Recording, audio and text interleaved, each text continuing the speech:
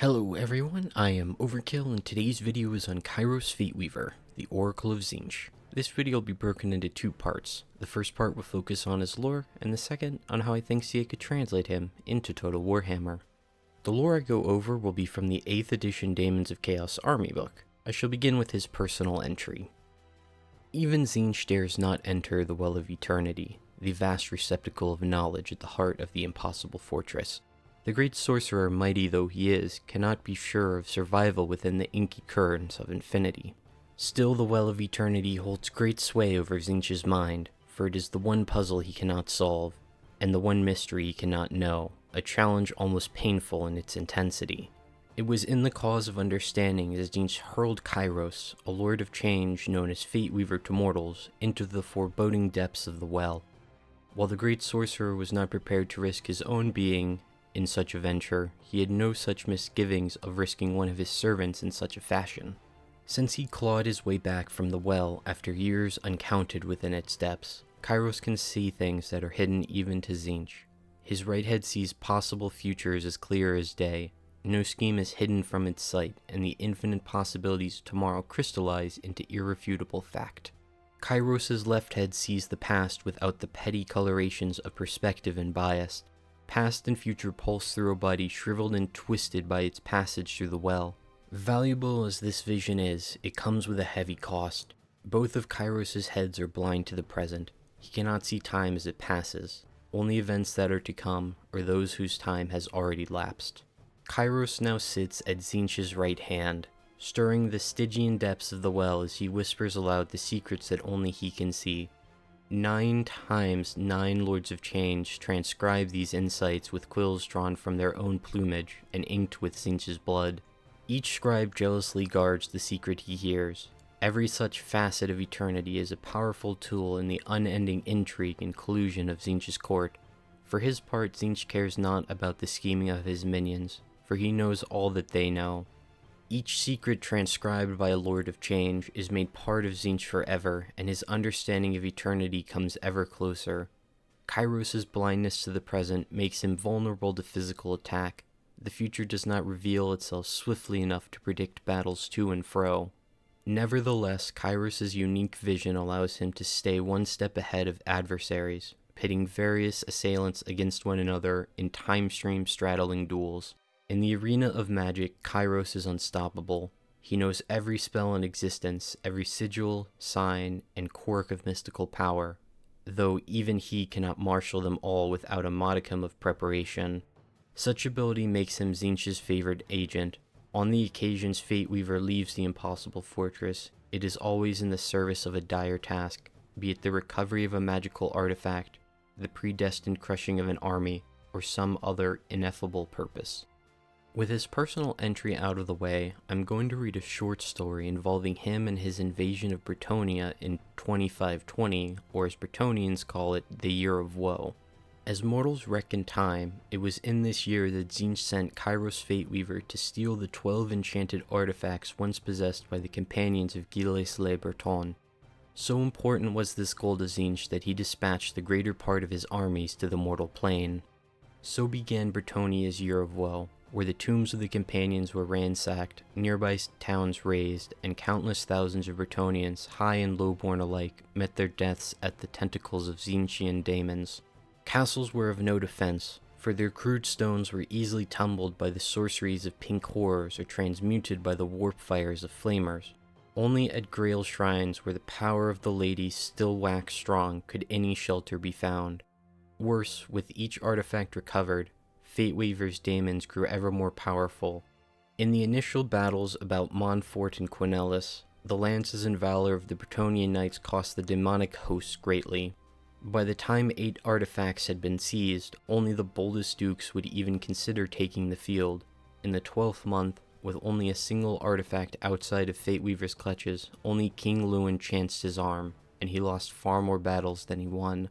The final battle of the Year of Woe was the siege of Mausoleon, for 'twas in this city that the last artifact lay. At the height of the siege, the Bretonnian armies made one last sortie against their abusers. As they did so, help arrived from a most unusual source. Nurgle had long been fond of Mausoleon, for it had been the breeding ground for many of his favorite plagues. He could not bear the thought of the city being eradicated by the minions of hated Tzeentch, and so loosed his own armies. Unaware of the wider battle being fought, the Bretonnians gave no quarter that day. They saw only an army of Daemons giving over to fighting amongst itself, and slaughtered everything that came before their lances. Kugoth Plaguefather bludgeoned Kairos Fateweaver to feathered ruin, only to find himself pierced on the points of a dozen blessed lances. With the destruction of their leaders, both Daemon armies vanished, doubtless to pursue the battle in more familiar territory, leaving only their battle-ravaged fallen and the very items Fateweaver had come to steal. So that is it for his lore. Moving on to the next section, I'm going to go over his stats. My guesses here are based on his profiles from 7th and 8th edition, which were identical. I am going to be drawing a lot of comparisons to Sarthoriel, who was a Lord of Change already in the game. I will go in the order the stats would appear on a unit card in Total Warhammer multiplayer, with the unit size set to large. Beginning with the cost, I believe he would be around 27 to 2900 gold.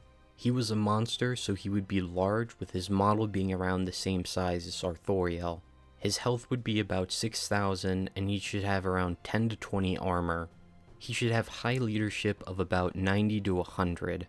As for his speed, it is up in the air a little bit. On the tabletop, Kairos and Lords of Change had high movement and could fly, but as Sarthoriel is the template for future Lords of Change, then Kairos will not be able to fly and will have a movement speed of about 60. As for melee attack and melee defense, Kairos would have the absolute minimum. On the tabletop, he was worse at fighting than Skaven slaves, and had the same weapon skill as zombies, so he may end up with melee attack and defense less than 10, maybe even less than 5. His weapon strength should be about 400, and he should have a charge bonus of 40. As you can see, he has a pretty mixed bag of stats. His high health and leadership may allow him to survive combat for a little bit, but any prolonged engagement, even against low-tier infantry, will become a struggle. Where Kairos truly shines is in his magic. The first part of Kairos' magic was his ability to use the lore of Tzeentch. He knew all the spells from the lore, despite not being its lore master. The second part of Kairos' magic was his ability to generate 8 additional spells from the 8 winds of magic. Each of Kairos' head took 4 additional spells. The left head got spells from the lore of life, metal, light, and heavens. The right head got spells from the lore of death, beast, shadows, and fire. When it comes to how CA implements his magic in game, they have a few options. Option 1 is to only give him the lore of Tzeentch. I doubt they would do this as it completely removes his unique flavor. Option 2 is to make him a mixed lore caster. While this is better than option 1, I still think it goes against what made him unique. Option 3 is to give him the lore of Tzeentch as his primary lore, and the random spells as a secondary lore similar to Manfred's 2 lores. I would like to see it handled as follows. Since the spell wheel in the game only holds 6 spells at a time, he should get 6 random spells, 3 from each head, and 2 random lore attributes, 1 from each head. So here is an example generation. From the left head he gets a spell from the lores of life, metal, and light, as well as the lore attribute from the lore of heavens. From the right head he gets a spell from the lore of death, beasts, and shadow, as well as the lore attribute from the lore of fire. I think this would be the best way to keep his unique flavor. So with his magic out of the way, I will now move on to his special rules. In the 8th edition, his basic special rules were Demonic, Daemon of Tzeentch, Fly, Large Target, and Terror. The Demonic special rule meant that a character caused fear, was immune to psychology, had demonic attacks, demonic aura, and demonic instability. Demonic attacks made all of a character's attacks count as magical. Demonic aura granted a ward save, and demonic instability meant a character could be banished so they would have a crumbling mechanic similar to the undead. The Daemon of Tzeentch rule gave a character hatred towards Daemons of Nurgle, allowed the player to reroll ward save results of 1, and allowed the player to reroll channeling results of 1. If translated over to Total War, I imagine it would grant a buff when fighting a Nurgle faction, as well as an increased ward save and bonus to magic reserves. The only unique special rule Kairos had in 8th edition was Oracle of Eternity. This granted Kairos an improved ward save, so I imagine that this would just further boost his ward save in Total War. Moving on to 7th edition, his basic special rules were Demonic, Terror, Large Target, Fly, and Flaming attacks. 7th edition Demonic was the same as 8th edition. The only unique rule Kairos had in 7th edition was Oracle of Eternity, which behaved the same as in 8th.